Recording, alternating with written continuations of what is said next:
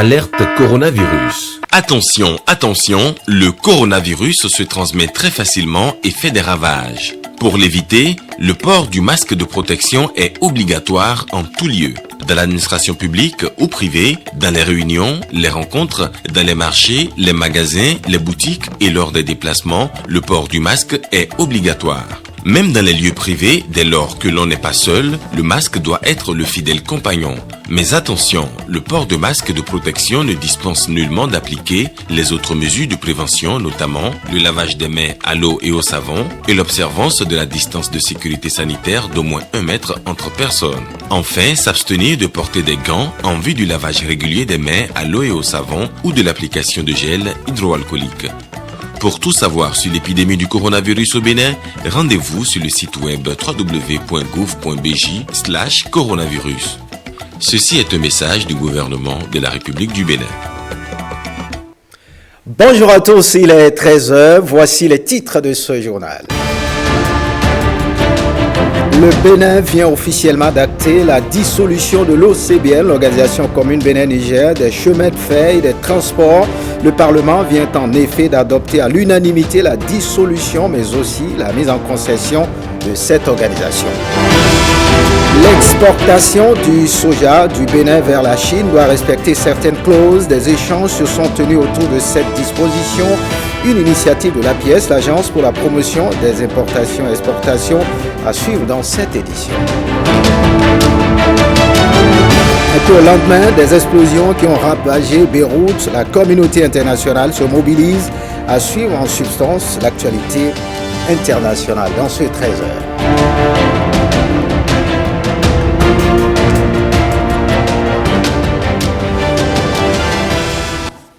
Voilà pour le sommet. Bienvenue si vous nous rejoignez. On prend la direction de l'Assemblée nationale. Après le Niger, le Bénin vient officiellement d'acter la dissolution de l'OCBN, l'Organisation commune Bénin-Niger des chemins de fer et des transports. Le Parlement vient en effet d'adopter à l'unanimité la dissolution, mais aussi la mise en concession de cette organisation. Guillaume Avienou et Brice Ombor. Un acte qui scelle définitivement le sort de la désormais OCBN, l'Organisation commune Bénin-Niger, des chemins de fer et des transports, pourrait-on penser. Les députés ont en effet adopté à l'unanimité la loi portant autorisation de ratification de l'accord relatif à la dissolution de l'OCBN et la mise en concession de la ligne ferroviaire Cotonou-Niamey signée à Cotonou le 19 mars 2015. Le vote intervient dans un contexte où les deux pays signataires de l'accord sont attaqués doublement devant la Chambre internationale de commerce de Paris. Est-ce que le Bénin décide de se désolidariser une fois pour toutes du volet mis en concession et là donc laisse uniquement l'État nigérien dans ce contentieux, ou bien c'est tout simplement une étape vers une nouvelle demande d'autorisation de ratification du volet mise en concession plus tard. Donc, est-ce que le gouvernement peut mieux nous situer par rapport aux étapes à venir pour nous permettre de comprendre la stratégie réelle du gouvernement par rapport à ce dossier pour éviter que nous ne tombions encore dans un autre contentieux, cette fois-ci avec l'État du Niger? Je voudrais que ce ne soit plus une initiative qui vient d'ailleurs, mais que le gouvernement de mon pays s'approprie cette initiative et que le gouvernement de mon pays, ou du moins mon pays, soit précurseur d'un autre réseau, qui soit un réseau aérien maintenant, parce que Air Afrique, chacun de nous savons, comme c'était hier, Air Afrique encore une fois. Acter la dissolution de l'Organisation commune Bénin-Niger n'est qu'une étape dans le processus de mise en concession de la ligne ferroviaire Cotonou-Niamey, assure l'exécutif inscrit dans la stratégie. Dissolution d'abord parce que dans l'accord de dissolution, il est prévu la désignation de liquidateurs. Et c'est les liquidateurs qui vont évaluer les conditions de concession et qui pourra nous permettre de revenir ici parler de la concession. Il y va de notre intérêt de travailler à ce que les rails prennent le relais que le train siffle à nouveau. Les deux États du Bénin et du Niger, propriétaires donc de l'OCBN, ont décidé de procéder à sa liquidation. Normalement, l'opération aurait dû s'arrêter là, tout au moins dans une première phase. Ils prennent la décision, ils dénoncent donc le traité, ils mettent à bas le traité, et puis ensuite, les opérations de liquidation commencent. La bonne preuve, c'est qu'à l'intérieur du document, les États n'ont pas désigné, ils n'ont pas désigné conjointement. Ils se sont donné la latitude de désigner par ailleurs chacun un liquidateur pour les opérations qui, à raison des biens actifs qui se trouvent sur chaque territoire. Le développement du chemin de fer à côté du réseau routier reste une préoccupation de taille pour le gouvernement qui a déjà initié au plan sous-régional un projet ambitieux porté par l'UEMOA, validé par l'Union africaine, poursuit ses représentants avec la promesse aux Béninois de voir bientôt le train siffler à nouveau dans nos contrées pour desservir, pourquoi pas, des pays voisins.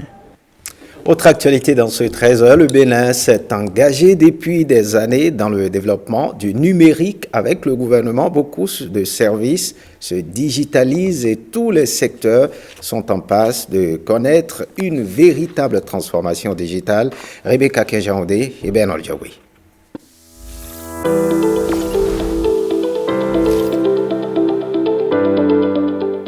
Digitaliser et innover. Une convergence inéluctable qui trouve tout son sens sous le régime de la rupture.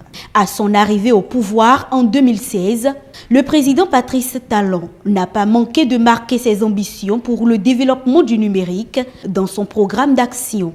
Pour associer donc son ambition et pleinement accomplir les réformes dans ce secteur en pleine extension, un département ministériel avec des structures dédiées au numérique ont vu le jour. L'ADN, l'Agence pour le développement du numérique. L'ACI, l'Agence des services et systèmes d'information.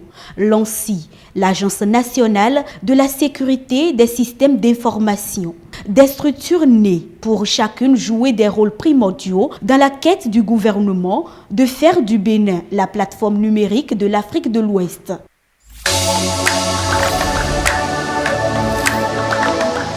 Le gouvernement a décidé de mettre le citoyen au centre du service public pour que le service public aille vers le citoyen et que ce ne soit pas le citoyen qui fasse l'effort d'aller vers le service public. Donc la dématérialisation des services publics répond à cet objectif, aussi de bonne gouvernance et bien entendu vise également à permettre aux citoyens de pouvoir gagner du temps, et c'est du temps gagné pour faire ces activités et participer au processus de développement du pays. Le président de la République a donné en fait la ligne directrice autour de la dématérialisation de l'administration et nous sommes en train de mettre cela en œuvre dans tous les domaines d'activité, tous les secteurs d'activité. Tous les secteurs d'activité doivent être digitalisés, c'est le but. D'ailleurs, beaucoup parmi ces secteurs ont reçu déjà leur touche de digitalisation. Tenez, le ministère de la Justice a connu bien de réformes numériques à travers le e-casier judiciaire et la plateforme de sûreté mobilière. Les ministères des 3 ordres d'enseignement ont reçu eux aussi leur part de digitalisation avec le e-learning pour faciliter les cours entre étudiants et professeurs. Le e-résultat qui permet désormais à tous les candidats aux examens ou au concours de consulter facilement et rapidement leurs résultats en ligne. Nous sommes aujourd'hui à plus d'1 500 000 recherches. 1 500 000 recherches sur cette plateforme de résultats. Un engouement vraiment fort que nous avons constaté par rapport à cette plateforme qui vient montrer que effectivement le numérique est en train d'apporter aux gens ce qu'ils désirent. Des parents qui auparavant avaient le stress de pouvoir avoir les résultats de leurs enfants, aujourd'hui ont cette plateforme pour pouvoir avoir ces résultats. Le ministère des Affaires étrangères et de la coopération s'est vu doté du e-passeport et du e-visa. Des innovations qui facilitent l'obtention des visas aux Béninois, aussi bien résidant au Bénin qu'à l'extérieur du pays. La dématérialisation du processus de demande des passeports diplomatiques et de services, à l'instar de plusieurs services publics, entre effectivement dans le cadre de l'administration intelligente que prévoit notre programme d'action du gouvernement. Son importance, son utilité et surtout sa nécessité au-delà de l'économie substantielle qu'elle permet aux citoyens, mais à l'État de faire, cette importance, cette utilité apparaissent de plus en plus évidentes en ces temps particulièrement éprouvants de la pandémie du Covid-19. D'autres services de l'administration sont également digitalisés. La demande et la délivrance des certificats de conformité environnementale. Le ministère du cadre de vie est bien entendu au centre de cela. Et quand vous prenez des secteurs comme la fonction publique et le travail, aujourd'hui, les agents de l'État peuvent consulter leurs actes de carrière, d'où qu'ils se trouvent sur le plan national, et ils ne sont pas obligés de venir d'abord au ministère du Travail.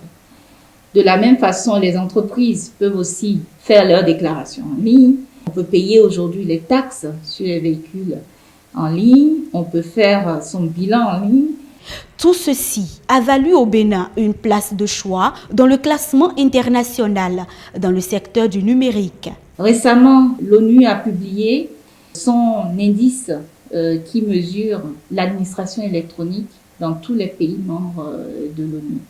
Ce qu'on appelle le EGDI, le E-Governance Development Index. Et entre 2016 et 2020, le Bénin a fait un bond de 20 places en termes de classement. Et quand on prend le sous-indice de cet indice, qui est un indice composite, quand on prend le sous-indice relatif aux services en ligne, donc ce qui mesure la capacité d'un gouvernement à dématérialiser les services et à les mettre en ligne, nous constatons que, eh bien, le Bénin non seulement a fait un bond, mais nous sommes classés premiers de l'UEMOA en matière de services publics en ligne.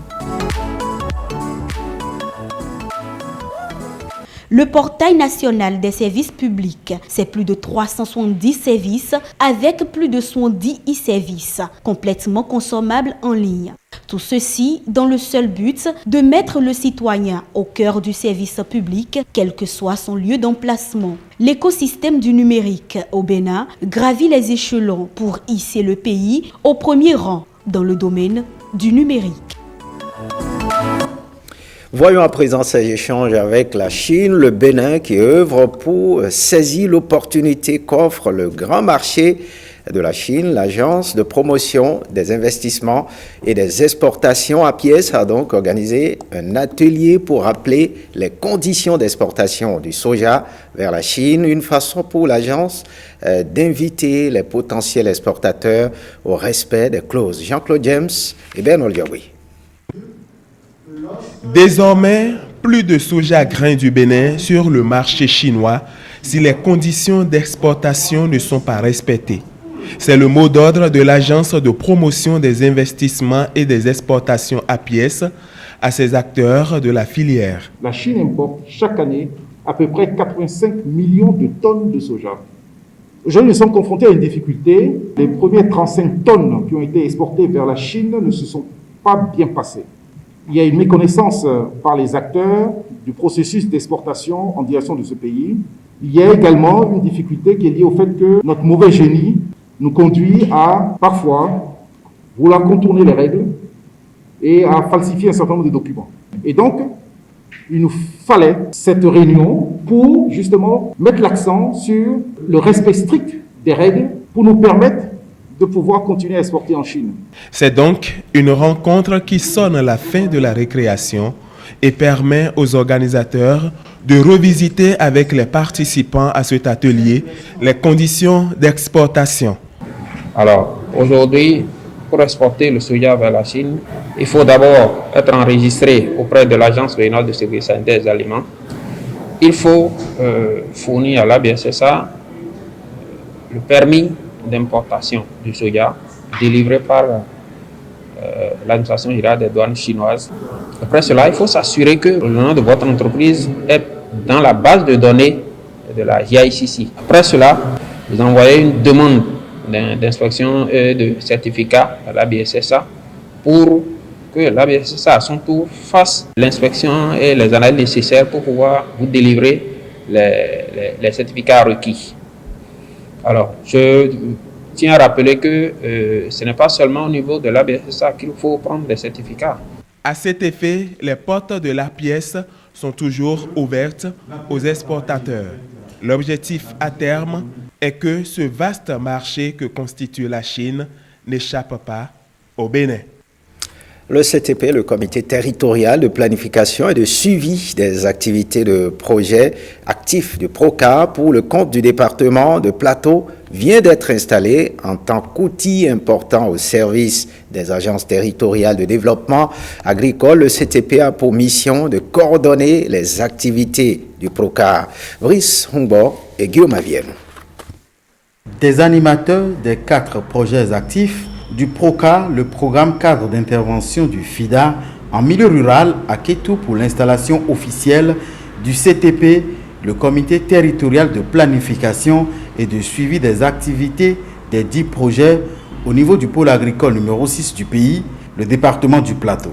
Une rencontre à la faveur de laquelle les participants vont valider le règlement intérieur portant organisation et fonctionnement des CTP. Ce comité est un cadre de dialogue, d'échange, de planification, de suivi, mais aussi d'approbation des dossiers des bénéficiaires du PROCAR. C'est donc un instrument très important qui doit pouvoir booster la mise en œuvre des projets actifs au niveau du PROCAR. Plus qu'un instrument, le CTP a pour mission de mieux coordonner les activités des projets du PROCAR sous financement du FIDA, le Fonds international de développement agricole au Bénin et de l'État béninois. Le CTP est considéré par les acteurs du secteur agricole comme un outil important au service du dynamisme de l'Agence territoriale de développement agricole. Tout projet programme intervenant dans le secteur sur les filières devrait normalement travailler avec les agences pour que les actions soient coordonnées, puisque les agences ont pour mission capitale de promouvoir les filières au niveau des pôles et de coordonner toutes les interventions de promotion des filières dans le pôle. Cette cérémonie officielle d'installation des membres du CTP du PDA 6 donne le top d'un nouveau challenge pour le développement agricole dans le pôle 6.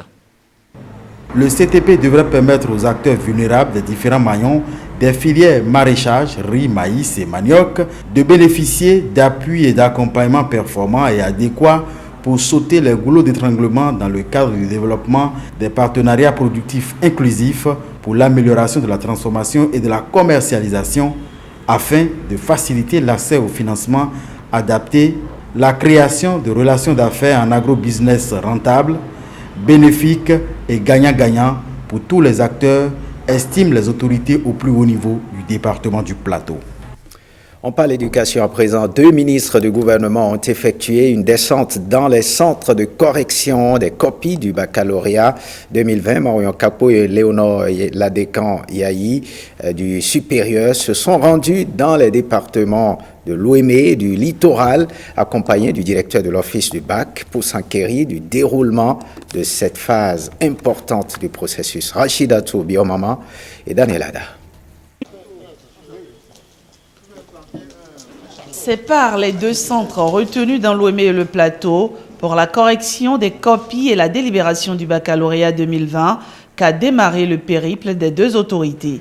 D'abord le lycée Béanzin de Porto Novo, ensuite celui des jeunes filles Tofa 1er. D'abord au niveau des dispositions sanitaires, la distanciation est respectée entre les enseignants correcteurs, le dispositif de lavage de mains, le flacon de gel à l'entrée des salles de correction. Nous avons vu des correcteurs assez assidus et consciencieux. Nous leur avons posé la question de savoir comment se déroulent ces corrections. Ils sont très persuadés que tout se passe très bien. Et nous avons également constaté avec eux. C'est déjà prometteur pour les résultats prochains sur les 8 sous-commissions. Il y en a déjà qui vont finir dès demain. Et il y en a qui qui iront jusqu'à vendredi et samedi, surtout pour les matières que vous connaissez, les mathématiques, les français et les philo. Le niveau d'évolution des travaux de correction est satisfaisant. Je ne viens pas corriger n'importe qui. Pour être correcteur, c'est que vous devez déjà tenir quand même ces classes-là de terminale, être au parfum des réalités un peu de ces classes, avoir la qualification requise pour se certifier disposant de leur CAPES. Donc c'est ce qui est requis et c'est ce que nous faisons. Il y a quelques exceptions qui sont liées à des cas d'insuffisance, de pénurie et qui sont en train d'être donc comblés par les différentes réformes. À chaque étape, visite des salles dédiées au secrétariat, à l'informatique et à la correction, échanges et mots d'encouragement aux correcteurs et superviseurs. Voyons à présent ce combat commun. Le CNP à Bénin, en partenariat avec MTN et la mairie d'Abomey-Calavi, est en guerre contre la Covid-19. À cet effet, un atelier de formation est organisé au profit des hommes des médias sur le traitement de l'information en période pandémique. L'atelier a eu lieu mercredi à Abomey-Calavi, Awa Sherif et Ramatoulawani. La guerre contre l'ennemi commun, la Covid-19, se poursuit au Bénin. Ce rendez-vous avec les professionnels des médias, une initiative dans la gestion de cette crise sanitaire qui défie toute la planète Terre. L'intérêt du choix porté sur ce maillon de la chaîne n'est plus à démontrer. Il faut l'information, la vraie, aux populations dans cette période sensible. Depuis la grippe espagnole, il y a un siècle, l'humanité n'a pas connu un fléau sanitaire d'une telle ampleur. C'est donc à juste titre que le CNPA Bénin a initié cet atelier afin que les professionnels des médias que nous sommes soyons davantage outillés sur les gestes barrières et leur respect, mais aussi et surtout sur le traitement de l'information en période épidémique comme celle de la Covid-19. Notre rôle est éminemment pointu, notre rôle est très déterminant dans la réussite de ce combat-là. C'est une séance vitale pour tout le Bénin au vu du pouvoir et du rôle de la presse dans cette gestion de crise, affirme l'autorité communale. La première arme de combat contre la pandémie de la Covid-19, ça va être l'information. Votre approche ne peut qu'être saluée et observée de près. Non, pas parce qu'il a un quelconque doute sur sa pertinence, mais pour que son succès se manifeste très vite dans la réalité de nos quotidiens. Le vaccin salvateur contre le nouveau coronavirus refuse de s'offrir aux scientifiques et médecins du monde entier. Pour l'instant, la seule arme efficace reste l'observance des gestes barrières. La responsabilité sociale des professionnels des médias est donc engagée pour juguler ce mal qui terrifie tous les êtres humains. À l'occasion, le CNPA a reçu un lot de masques et des dispositifs de lavage de mains. Et puis la cérémonie d'hommage à la divinité dans Agidigbo, c'est à la faveur de la 13e édition qu'organise Da Aloji, prêtre de Fa, pour remercier sa divinité. Arcel Dancy. Rendez-vous festif et généreux ritualisé depuis 13 ans. Promesse annuelle de partage et de remerciement au Vaudou Dan à Agidigbo. Tout commence ici, dans ce palais royal. C'est une grande célébration. Sa Majesté Dalodji est Runongan de Dan, Aïdo à Agidigbo. Cette divinité est une divinité de prospérité, une divinité qui donne la richesse, qui donne tout ce dont l'homme, grand H, a besoin. C'est la 13e édition que nous voulons faire aujourd'hui. Nous sommes à Togba, dans la commune d'Abomey-Calavi. Initiés, adeptes de Vodou, curieux et même badauds veulent suivre de près cette cérémonie. 13 bœufs seront immolés et donnés en sacrifice à la divinité. 23 heures précises, le grand prêtre procède au premier rituel.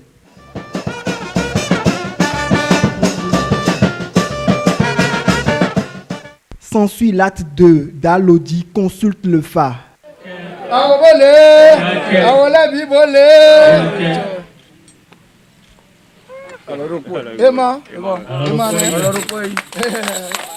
Des bœufs sont ensuite immolés pour finir. Nous voulons la paix, nous voulons la santé, nous voulons la longévité, les 5 besoins fondamentaux de l'homme se donnent par cette divinité à tout et chacun de nous. Au clair de lune, ces adeptes et curieux sont restés pour suivre les scènes. Ils repartent impressionnés. C'est une cérémonie fort impressionnante parce qu'il a fait honneur à sa divinité aujourd'hui et il a prié pour tout le pays. Cette 13e édition d'hommage à la divinité Dan à Djagidigbo serait un gage d'ouverture à la santé, à la prospérité et à la richesse. Pour ceux qui y ont pris part, le prochain rendez-vous est pris pour 2027.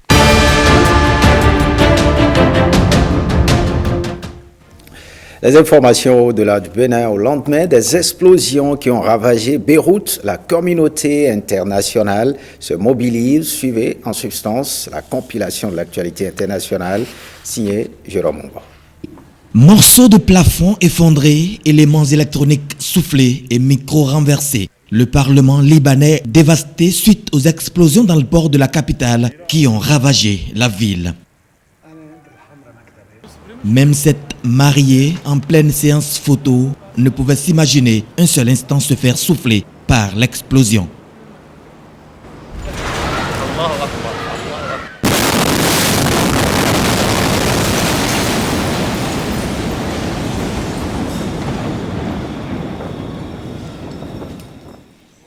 Au moins 113 personnes ont perdu la vie et 4000 autres ont été blessées dans les 2 explosions du port de Beyrouth. Aux USA, membre de la vaste diaspora libanaise, Ali Kobeissi et sa fille Yasmine gèrent un restaurant à Long Beach. Yasmine a appris par les réseaux sociaux la tragédie de Beyrouth. Son père veut agir, mais il voit dans l'accident le résultat de la corruption et de l'incompétence de la classe dirigeante de son pays. Le président français Emmanuel Macron est attendu ce jeudi à Téhéran.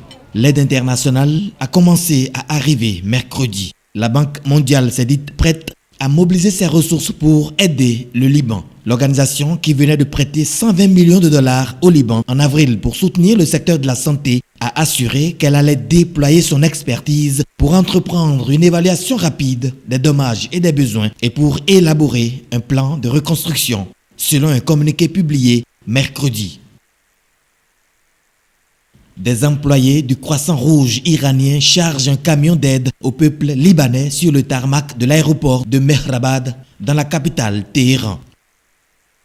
Depuis l'Italie, des pompiers spécialisés dans l'évaluation des risques chimiques et des structures endommagées montent dans un hélicoptère en direction de Beyrouth au lendemain des explosions. Alerte coronavirus. Attention, attention, le coronavirus se transmet très facilement et fait des ravages. Pour l'éviter, le port du masque de protection est obligatoire en tout lieu. Dans l'administration publique ou privée, dans les réunions, les rencontres, dans les marchés, les magasins, les boutiques et lors des déplacements, le port du masque est obligatoire. Même dans les lieux privés, dès lors que l'on n'est pas seul, le masque doit être le fidèle compagnon.